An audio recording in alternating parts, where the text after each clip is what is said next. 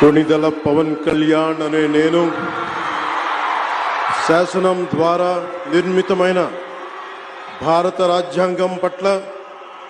నిజమైన విశ్వాసం విధేయత చూపుతానని, భారతదేశ సార్వభౌమాధికారాన్ని సమగ్రతని కాపాడుతానని,